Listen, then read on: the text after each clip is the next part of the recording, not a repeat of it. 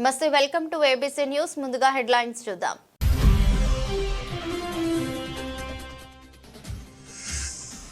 ఘనంగా జాతీయ వినియోగదారుల దినోత్సవం 2025 విజేతలకు బహుమతులు ప్రదానోత్సవం సన్మానం కార్యక్రమం.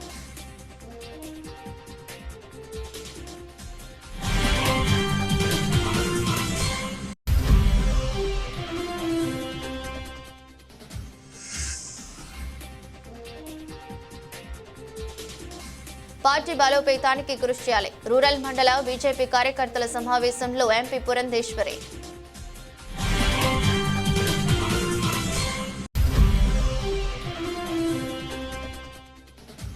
సంక్షోభంలో చేనేత పరిశ్రమ తక్షణ సహాయం చేయాలి. ఆంధ్రప్రదేశ్ చేనేత కులాల సమైక్య కన్వీనర్ పంపన రామకృష్ణ డిమాండ్.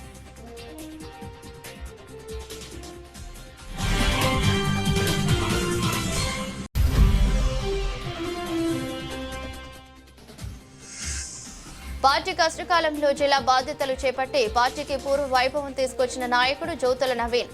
గోకవరం మండలం తెలుగు యువత అధ్యక్షులు పల్లెల బాబీ. జాతీయ వినియోగదారుల దినోత్సవం సందర్భంగా విద్యార్థులు వినియోగదారుల హక్కులు బాధ్యతలపై అవగాహన పెంపొందించడమే ఈ కార్యక్రమాల ముఖ్య ఉద్దేశమని joint collector Y Megha Swaroop తెలిపారు. జాతీయ వినియోగదారుల దినోత్సవం 2025ను పురస్కరించుకుని జిల్లా వ్యాప్తంగా వివిధ ప్రభుత్వ ప్రైవేటు పాఠశాలల విద్యార్థులకు నిర్వహించిన వ్యాసరచన వక్తృత్వ పోటీలలో విజేతలకు స్థానిక ఎస్కేవిటి పాఠశాలలో జిల్లా joint collector Y Megha Swaroop ఇతర ముఖ్య అతిథులు చేతుల మీదుగా బహుమతి ప్రదానోత్సవం జరిగింది.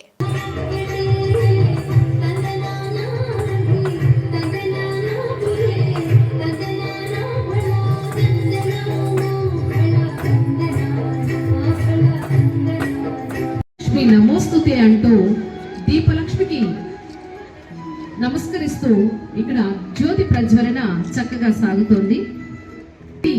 కాంతులను వెదజల్లుతూ ఒక వెలుగులను విజ్ఞాన వీచికలను అభివృద్ధిని శాఖాధికారి వారు మరి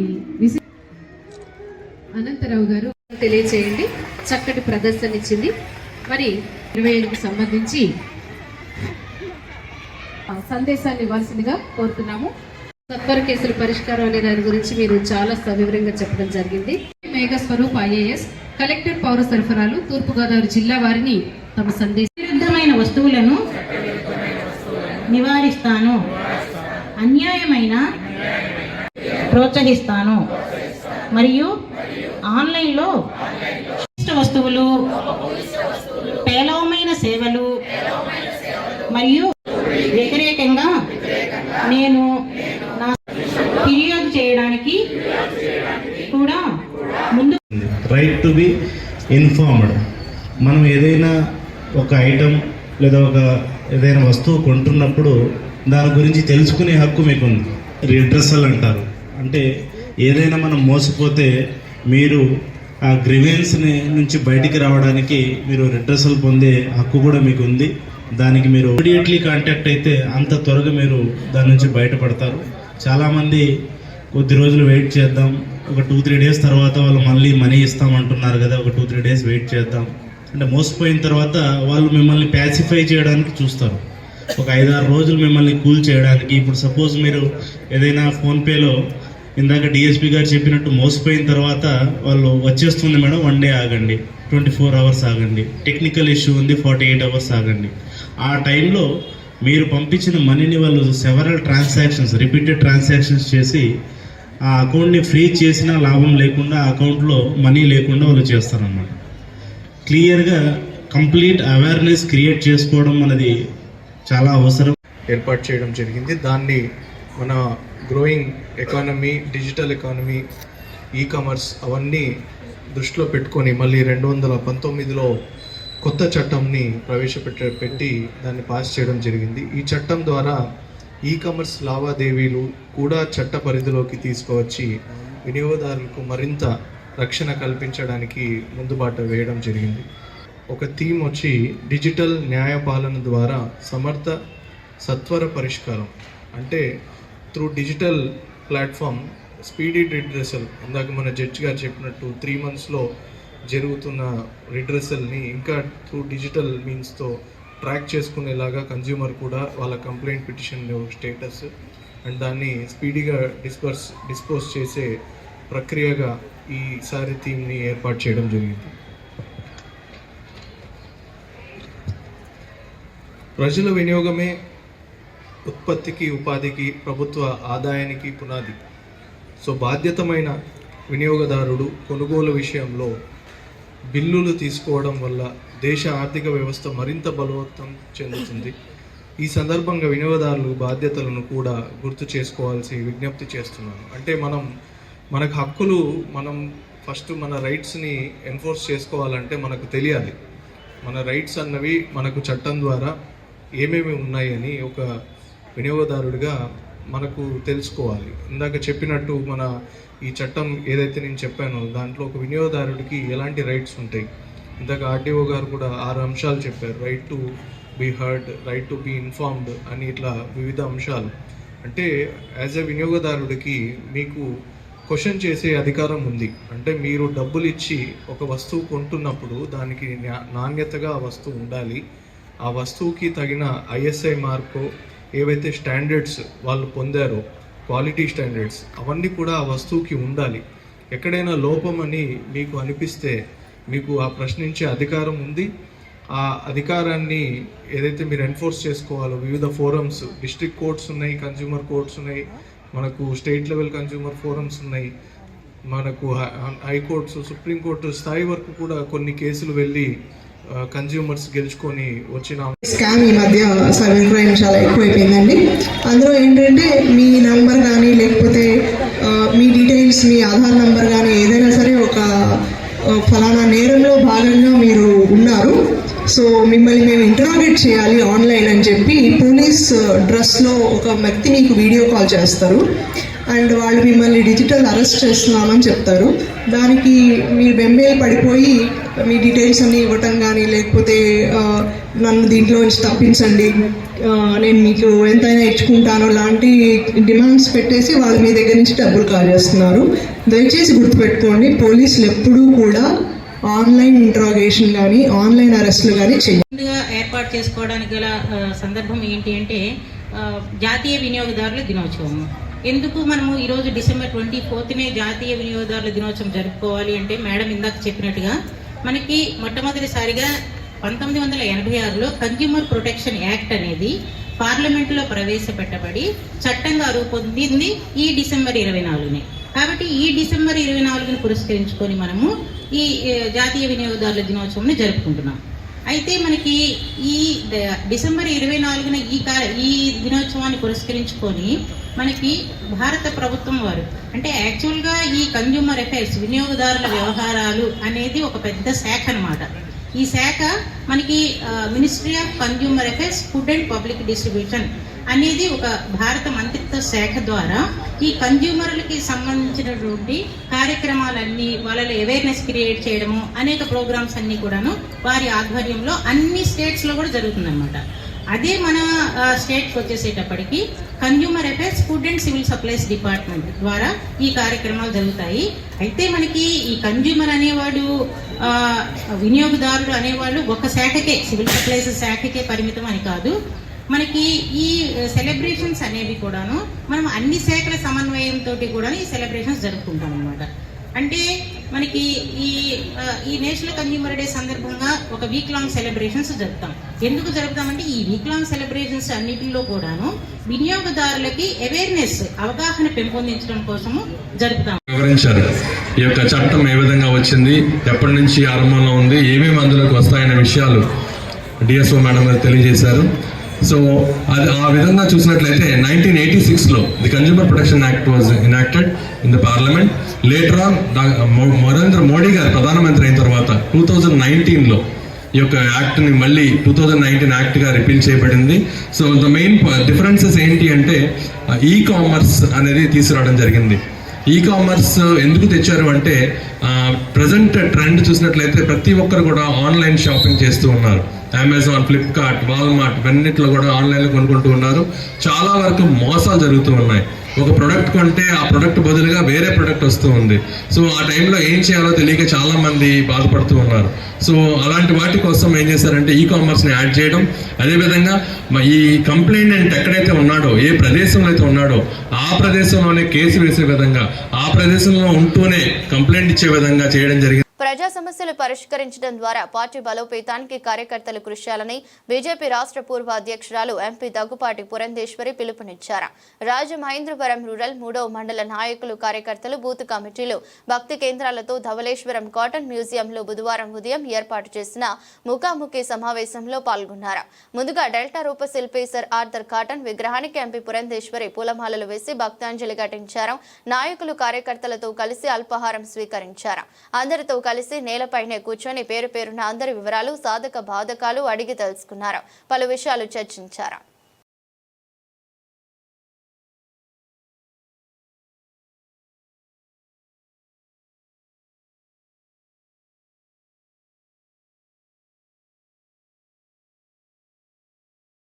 మాజీ ఎంపీ మార్గాని భరత్రామ్ వాస్తవాలు తెలుసుకుని మాట్లాడాలని, మీ పార్టీ అధినేత జగన్ మెప్పు కోసం తెలుగుదేశం పార్టీ నాయకులపై, ప్రజాప్రతినిధులపై అవాకులు చెవాకులు మాట్లాడితే సహించేది లేదని తెలుగుదేశం పార్టీ నగర మహిళా నాయకురాలు భరత్ వ్యవహార శైలిపై ధ్వజమెత్తారు.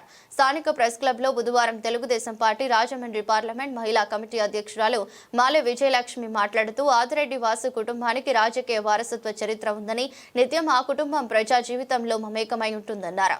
ఆ కుటుంబాన్ని ఆదిరెడ్డి వాసును విమర్శించేంత స్థాయి రాజకీయ చరిత్ర భరత్ కు లేదన్నారు. భవానీ చారిటబుల్ ట్రస్ట్ ద్వారా వేల మంది పేద ప్రజలకు, విద్యార్థులకు చేయూత అందిస్తున్న ఆ కుటుంబాన్ని రోడ్డును పడేసి బురద చల్లడం హాస్యాస్పదమన్నారు. ప్రతిదీ కూడా ప్రతి వ్యక్తికి నిజాలన్నీ కూడా చేరుతున్న తరుణంలో మీరు ముసుగేసుకుని ఇది వరకట్లాగే మేము ఏదో మాకెందేదో ఉంది మాకు కనపట్లేదు అన్నట్టుగా వచ్చి ప్రెస్ మీట్లు పెట్టేసి బొంకేసి బురదంతా మా ఎమ్మెల్యే గారి మీద చల్లేస్తే ఆయనే కడుక్కుంటారని మీరు అనుకోవద్దు. ఈ రోజు ఆదిరెడ్డి శ్రీనివాస్ గారు ప్రతి ప్రోగ్రామ్ లోని, ప్రతి కార్యక్రమంలోని ప్రత్యేకించి మహిళలకు సంబంధించి భద్రత గురించి చెప్తూ, అదే విధంగా యువతను కూడా తప్పుదారి పట్టకుండా స్కిల్ డెవలప్మెంట్ ఇటువంటి ప్రోగ్రామ్స్ చేస్తూ, నిరుద్యోగ యువతకు ఉపాధి కల్పించే ప్రోగ్రామ్స్ చేస్తూ, అదే విధంగా విద్యలో ఎవరికైనా సాయం కావాల్సిన, వైద్యంలో సాయం కావాల్సిన ముఖ్యమంత్రి సహాయ నిధి చెక్కులు ఎవ్వరూ తేనంత విధిగా ఆయన తీసుకొస్తూ, ప్రభుత్వ పరంగా కాకుండా ఎవరికైనా విద్య, వైద్యం అవసరం ఉంటే భవానీ చారిటబుల్ ట్రస్ట్ ద్వారా అనేక కార్యక్రమాలు చేసుకుంటూ ముందుకెళ్తూ, అయినా కూడా ఒకటే చెప్తున్నారు, మా నేతల్లో ఎవరైనా కూడా ఎందులో అయినా సరే తప్పు ఉందని నిరూపిస్తే మేము చర్యలు తీసుకుంటాం. భరత్రామ్ గారు మెప్పు పొందడానికి మీరు మన ఎమ్మెల్యే గారి మీద బురద జల్లదా అంటే చూస్తూ ఊరుకోవడానికి మేము రెడీగా లేవని మీ అందరికీ తెలియజేస్తూ, మాజీ ఎంపీ భరత్ గారికి కూడా ఒకటే సూచిస్తున్నాం, మీరు ఏదైనా ఒక ప్రెస్ మీట్ పెట్టి ఏదైనా మంచి చెప్పాలంటే ముందు మీ వెనకాల ఎవరైతే ఉన్నారో నేర చరిత్రలు కానీ దానికి సంబంధించిన వాళ్ళని కంట్రోల్ చేసుకోండి, వాళ్ళని పక్కకు పెట్టండి. అప్పుడే ఏదైనా విశ్వసనీయత అనేది ఉంటది. ఎందుకంటే ఇది చెప్తున్నామంటే గత 5 సంవత్సరాలుగా ఎక్కడ గంజాయి దొరికినా దాని మూలాలు రాజమండ్రిలో ఉండే. ఇప్పుడేది? ఇదంతటికి కారణం గత ప్రభుత్వంలో ఈ రౌడీ మోకల్ని విచ్చలవిడిగా వదిలేయడం. ఢిల్లీలో ఒక గంజాయి కేసులో పట్టుబడిన వ్యక్తి, మీతో ఫోటోలు తీయించుకున్న వ్యక్తి, అదంతా అందరికీ తెలిసిందే కదా. వ్యక్తిగతంగా వెళ్ళామంటే మేము కూడా ఎన్నో తీయగలం. ప్రత్యేకించి మరొక్కసారి మీకు విన్నవించుకుంటున్నాను, ఏదైనా ఒక సంఘటన జరిగి మరి ముఖ్యంగా మీ నాయకుడే మీ పక్కన మాట్లాడితే వెనకాల ఆ నాయకులు ఉన్నారు, ఈ నాయకులు ఉన్నారని పదే పచ్చారులు అడుగుతున్నాం. మాకు సభ్యత, సంస్కారం, క్రమశిక్షణ గల పార్టీ తెలుగుదేశం పార్టీ. ఒక్కసారి మీరు అర్థం చేసుకోండి, ఒక యాంకరు బ్రతుకు తెరువు కోసం యాంకర్ చేసుకుంటే ఆవిడ దగ్గర అప్పు తీసుకుని నీ నాయకుడే చితక్కొట్టాడు ఒక మహిళని తెలియకుండా. ఇదా మీ సంస్కారం? కనుక మా ఎమ్మెల్యే గారి జోలుకు కానీ మా నాయకుల జోలుకు కానీ వస్తే మట్టికి ఊరుకోము. భరతరామ్ గారు, మీ వెనకాల ఉన్న వాళ్ళు సరి చూసుకుని మాట్లాడమని చెప్పండి, సరైన వాళ్ళని పెట్టుకోండి అని మిమ్మల్ని కూడా హెచ్చరిస్తూ మనవి చేస్తూ సెలవు. చేనేత పరిశ్రమ నేడు సంక్షోభాన్ని ఎదుర్కొంటోందని ఆంధ్రప్రదేశ్ చేనేత కులాల సమైక్య కన్వీనర్ పంపన రామకృష్ణ పేర్కొన్నారు. బుధవారం ఉదయం స్థానిక రాజమండ్రి ప్రెస్ క్లబ్ నందు పాత్రికేయుల సమావేశం జరిగింది. ఈ సమావేశంలో పంపన రామకృష్ణ మాట్లాడుతూ వ్యవసాయం తర్వాత అత్యంత ప్రాముఖ్యత కలిగి తక్కువ పెట్టుబడితో ఎక్కువ మందికి ఉపాధి కల్పించే చేనేత పరిశ్రమ నేడు సంక్షోభాన్ని ఎదుర్కొంటోంది. చేనేత పరిశ్రమకు ప్రధానమైనది ప్రాథమిక చేనేత సహకార సంఘాలు. ఆ సంఘాలు ప్రస్తుతం సభ్యులకు ఉపాధి కల్పించలేని స్థితికి చేరుకుని నష్టాల ఊబిలో కూరుకుపోయాయి. రాష్ట్ర చేనేత సహకార సంఘాలకు 13 సంవత్సరాలుగా ఎన్నికలు లేని కారణంగా సహకార సంఘాల పరిస్థితి అస్తవ్యస్తంగా ఉంది. రావడానికి ముఖ్య ఉద్దేశం రాష్ట్ర వ్యాప్తంగా చేనేత పరిశ్రమ తీవ్ర సంక్షోభంలో ఉందనే ఉద్దేశంతో మీ ముందుకు రావడం జరిగింది. మరి ఈరోజు ఎన్ని ప్రభుత్వాలు మారినా సరే చేనేత పరిశ్రమని పట్టించుకునే నాదుడే కరువైన పరిస్థితి ఉందని ఈ మీనముఖం మీకు తెలియజేస్తా ఉన్నాను. ఎందుకంటే ప్రభుత్వాలు మారుతా ఉన్నాయి, వరాల జల్లు కురిపిస్తూ ఉంటారు, కానీ చేనేతలు పట్టించుకునే నాయకుడే దాఖలాలు లేవని ఈ కార్యక్రమం ద్వారా తెలియజేస్తా ఉన్నాను. మరి ఈరోజు చూస్తూ ఉంటే రైతాంగం తర్వాత అతిపెద్ద పరిశ్రమ చేనేత పరిశ్రమ. రాష్ట్ర వ్యాప్తంగా దేశవ్యాప్తంగా రైతాంగం తర్వాత అతిపెద్ద పరిశ్రమ చేనేత పరిశ్రమ. రైతాంగానికి వేల కోట్ల రూపాయలు నిధులు విడుదల చేస్తూ ఉంటారు, కానీ చేనేత పరిశ్రమకి 100 కోట్లు కూడా మరి పెట్టే పరిస్థితి లేదు. ఎందుకంటే ఈరోజు చేనేత సొసైటీలు మరుగుపడిపోయిన పరిస్థితి ఉంది. ఎందుకయ్యా అంటే చేనేత సహకార సంఘాలకు ఏదైతేనేమి, ఆప్కో అయితేనేమి, పావల వడ్డీ అయితేనేమి, స్క్రిప్ట్ ఫండ్ అయితేనేమి, 30% రిబేట్ అయితేనేమి సుమారు 200 కోట్ల రూపాయలు మరి ప్రభుత్వాల నుంచి చేనేత సహకార సంఘాలకు రావాల్సిన బకాయిలు ఇప్పటి వరకు కూడా విడుదల చేయలేని పరిస్థితి ఉంది.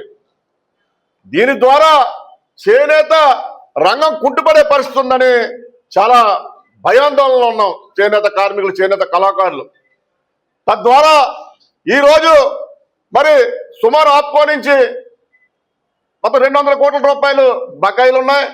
అంతేకాదు ముఖ్యంగా చేనేత సహకార సంఘాలకు సుమారు 12-13 సంవత్సరాల బట్టి ఎన్నికలు లేవు. ఏదైనా సరే ఒక వ్యవస్థ నడాలంటే ఒక పాలకవర్గం ఉండాలి. ఆ పాలకవర్గం లేని పరిస్థితుల్లో ఈవేళ కార్మిక సంఘం తరపున నేను మాట్లాడుతున్నాను. రామకృష్ణ గారు అందరినీ కూడగట్టి కార్యక్రమం చేస్తున్నారు. కారణం ఏంటంటే ప్రభుత్వం చేనేతలకు ఇచ్చినటువంటి హామీలు అమలు చేయలే. మొదట డిమాండ్స్ అనేది మన మిత్రులు ఎవరు అడిగారు, డిమాండ్ల తర్వాత సంగతి. ఏంటి హామీలు అమలు చేయలేదు? ఇప్పటికీ కూడా ఎన్నికల ముందు చేనేత వర్గానికి, లక్షలాది మంది కార్మికులు ఉన్నటువంటి చేనేత వర్గానికి ఇచ్చిన హామీలు ప్రధానంగా ఏమిటి? వ్యాపార అభివృద్ధికి కుంటుపడేటువంటి పరిస్థితి ఉంది కాబట్టి చేనేత మనుగడ కొనసాగించాలంటే ఆప్కో బకాయిల్ని రిలీజ్ చేయాలి, ప్లస్ జిఎస్టీ వేశారు, అది రద్దు చేయాలి, దాన్ని సవరణ చేసి మళ్ళీ 12,000 ఏదో పెట్టి జిమిక్ చేశారు. అందువల్ల ఇవాళ జిఎస్టీ రద్దు చేస్తానది పక్కపోయింది. ఉచిత కరెంటు 200 యూనిట్లు ఇంకా అమలు కాలేదు. 25,000 ఇస్తా అన్నారు, గతంలో 24,000 ఉన్నది, ఇది అమలు కాలేదు.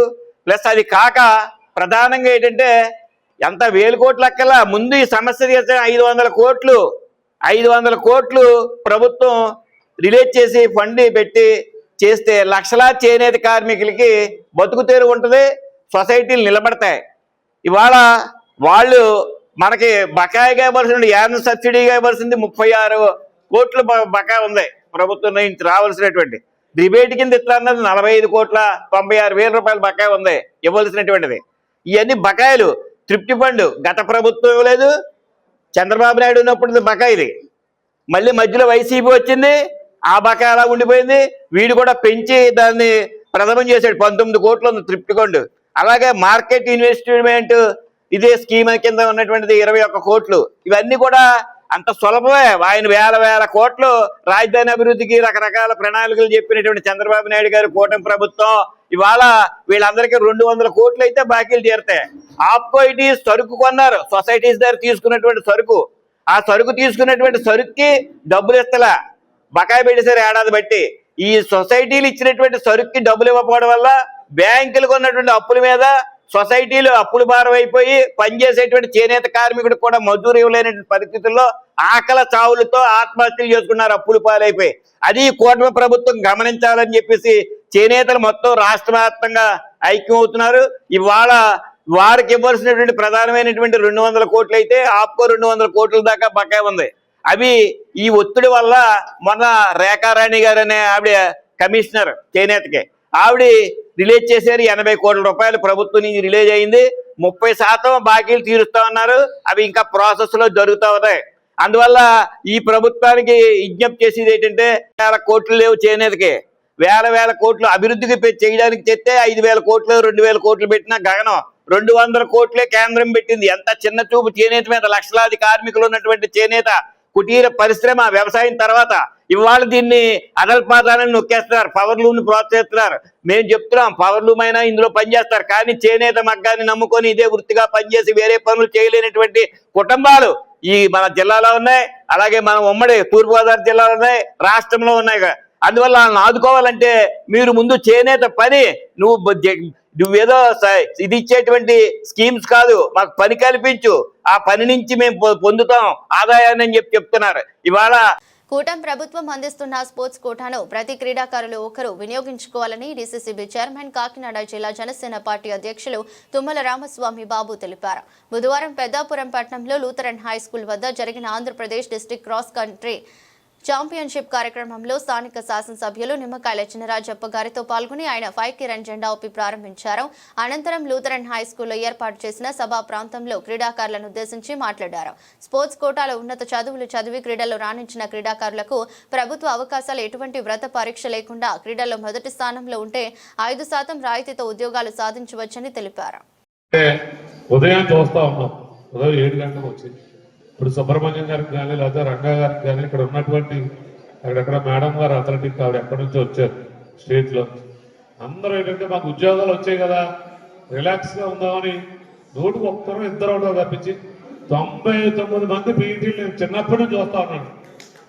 వాళ్ళు చాలా కష్టపడి వాళ్ళ స్కూల్లో విద్యార్థుల్ని ఏదో ఒక గేమ్ లో గెలిపించి వారికి మంచి పేరు తీసుకురావాలని చాలా మంది పీఈటీలు చాలా మంది అవసరమైతే వాళ్ళ సొంత ఆస్తులు సొంత జీతాలు కూడా ఖర్చు పెట్టుకుని ప్రభుత్వం నుంచి ఒక్కొక్కసారి సహాయం తక్కువ ఉన్నప్పుడు వారి సొంత జీతాలు ఖర్చు పెట్టుకునేటువంటి పీఈటీలు కూడా అనేక మంది ఉన్నారు ఈ రాష్ట్రంలో. అందుకని పీఈటీలను కూడా మనం గౌరవించుకుని వారు చెప్పినటువంటి క్రీడా స్ఫూర్తిని తీసుకుని మీరు అందరూ కూడా ముందుకు రావాలని మనస్ఫూర్తిగా కోరుకుంటూ సెలవు తీసుకుంటారు. వివిధ అథ్లెటిక్ సంఘాల నుంచి ముఖ్యంగా ఇందాక దూరకు రాజేష్ ఖన్నా గారు చెప్పినట్టు ఒక కార్యక్రమం చేయాలంటే దాని వెనక చాలా కష్టం ఉంటుంది. ఆ కష్టపడిన దాంట్లో మళ్ళీ అందరిని పెద్దలు పెడతాం. సోదరుడు సుబ్రహ్మణ్యం గారు మొదటి వరుసలో వచ్చిన ప్రతి ఒక్కరిని ఆహ్వానించి ఈ కార్యక్రమాన్ని జయప్రదం చేయటం, అలాగే నా సోదరుడు రంగా గారు వారికి కూడా నాకు అభినందనలు తెలియజేసుకుంటూ, ముఖ్యంగా ఈరోజు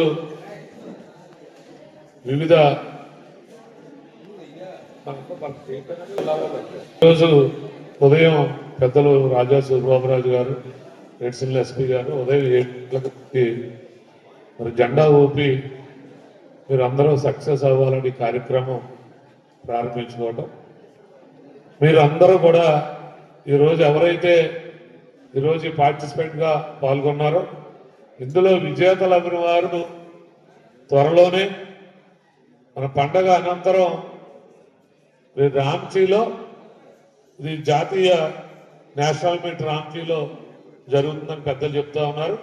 అందులో రాంచీలో మళ్ళీ విజయం సాధించిన వారు ఆసియా ఖండంలో జపాన్లో జరుగుతుందని పెద్దలు చెప్తా ఉన్నారు. మన ఏపీ నుంచి ఖచ్చితంగా రాంచీలో విజయం సాధించుకుని కొంతమంది జపాన్లో కూడా మీరు అందులో పార్టిసిపేట్ అవ్వాలని మిమ్మల్ని అందరినీ కూడా మనస్ఫూర్తిగా కోరుకుంటూ ఆ సమయం వరకు కూడా మీరు పూర్తిగా మీరు పెద్దలు ఎవరైతే క్రీడాకారులు మీ యొక్క పీఈటీస్ ఉన్నారో వారు చెప్పినటువంటి మెలకువలన్నీ స్ఫూర్తిగా తీసుకుని మీరు ఏషియా గేమ్స్ కూడా వెళ్ళాలని మనస్ఫూర్తిగా కోరుకుంటూ, మరీ ముఖ్యంగా ఆంధ్రప్రదేశ్లో మన మంచి ప్రభుత్వం, కూటమి ప్రభుత్వం, చంద్రబాబు నాయుడు గారు, పవన్ కళ్యాణ్ గారు మరి వారి నేతృత్వంలో సాగుతున్నటువంటి ఈ ప్రభుత్వంలో మరి 3% క్రీడాకారులకి 3% రిజర్వేషన్ ఇవ్వడం జరిగింది. దాన్ని మీరు అందరూ సద్వినియోగం చేసుకోవాలి. నేను చంద్రమాపిల్లో చూస్తే ఒక అబ్బాయికి ఖోఖోలో పార్టిసిపేట్ చేస్తే ఎగ్జామ్ లేకుండా, ఎటువంటి వ్రాత పరీక్ష లేకుండా అతను పీఈటీగా ఉద్యోగం సాధించుకున్నాడు. అలాగే మన జిల్లా నుంచి 3 ఎంతమంది రావడం జరిగింది. అది క్రీడలకి ఈరోజు మన ప్రభుత్వం ఇస్తున్నటువంటి చంద్రబాబు నాయుడు గారు కానీ పవన్ కళ్యాణ్ గారు కూడా క్రీడలకు పెద్దపీట వేస్తా ఉన్నారు. మరొక ముఖ్య విషయం,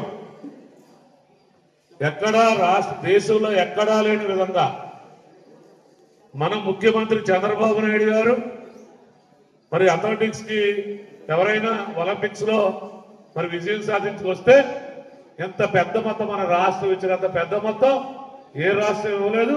సుమారు 7 కోట్ల రూపాయలు ప్రైజ్ మనీ ఇచ్చినటువంటి నాయకుడు చంద్రబాబు నాయుడు గారు అనేటువంటి కూడా మీరు అందరూ గుర్తించుకోవాలి.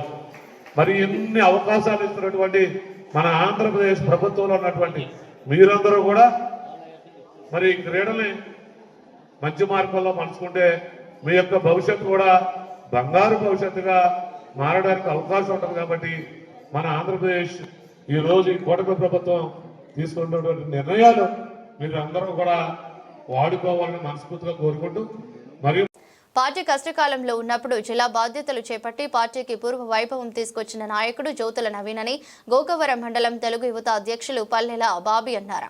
బుధవారం గోకవరం మండలం తెలుగు యువత అధ్యక్షులు పల్లెల బాబీ ఆధ్వర్యంలో టీడీపీ సీనియర్ నేతలు దాసరి తమ్మన్న దొర, మంగ రౌతు రామకృష్ణ, బత్తుల సత్యబాబు, గునిపే భరత్, గోకవరం టౌన్ టీడీపీ అధ్యక్షులు పైలా శ్రీను, చింతల రామకృష్ణ, మోర్తా చిట్టిబాబు తదితరుల సహకారంతో గోకవరం నుండి జగంపేట వరకు బైక్ ర్యాలీగా వచ్చి జిల్లా టీడీపీ అధ్యక్షుడిగా రెండోసారి బాధ్యతలు చేపట్టిన జ్యోతుల నవీన్ మర్యాదపూర్వకంగా కలిసి ఘనంగా సత్కరించి ఫోటో ఫ్రేమ్ జ్ఞాపికగా అందించారు.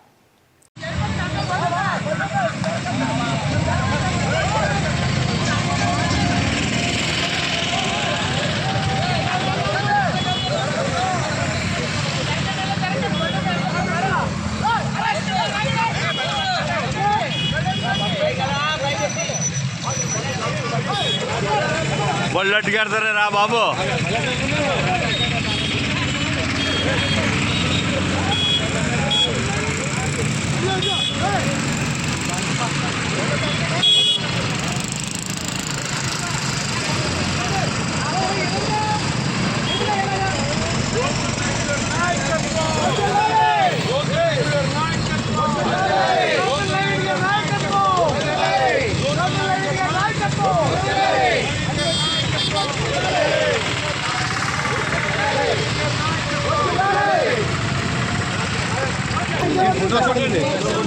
అలాగే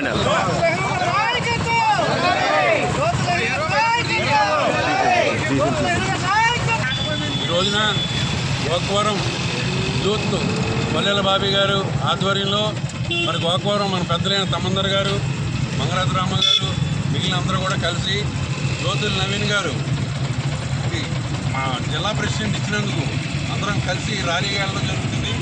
మరి జ్యోతుల నవీన్ గారు పార్టీ అధికారంలో లేనప్పుడు ఎంతగా పోరాడాడంటే అనపర్తిలో సాక్షాత్తు చంద్రబాబు నాయుడు గారినే పోలీస్ డిపార్ట్మెంట్ ఆపితే వాళ్ళతో గొడవపడి ఎదరికి తీసుకెళ్లిన వ్యక్తి మన నవీన్ గారు. ఆయన సేవలు గుర్తించి మళ్ళీ జిల్లా అధ్యక్షుడు ఇచ్చినందుకు మనం అందరం కూడా చంద్రబాబు నాయుడు గారికి, లోకేష్ గారికి ప్రత్యేక ధన్యవాదాలు తెలుపుకోవాలని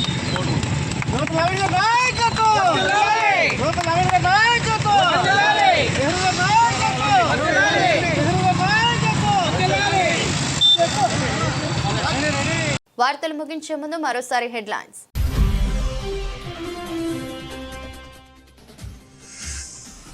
ఘనంగా జాతీయ వినియోగదారుల దినోత్సవం 2025 విజేతలకు బహుమతులు ప్రదానోత్సవం సన్మానం కార్యక్రమం.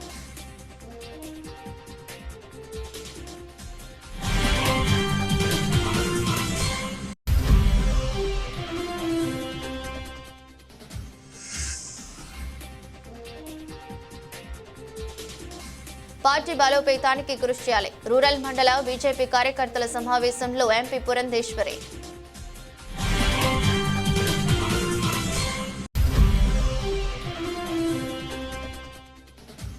సంక్షోభంలో చేనేత పరిశ్రమ తక్షణ సహాయం చేయాలి.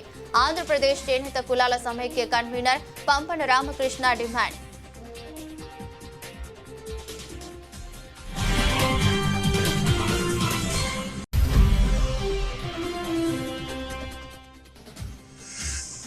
పార్టీ కష్టకాలంలో జిల్లా బాధ్యతలు చేపట్టి పార్టీకి పూర్వ వైభవం తీసుకొచ్చిన నాయకుడు జ్యోతుల నవీన్.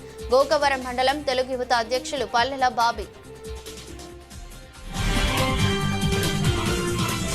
ఇదరస్ట్ బులెటిన్ మరో బులెటిన్లో మళ్ళీ కలుద్దాం. అంతవరకు సెలవు. నమస్కారం.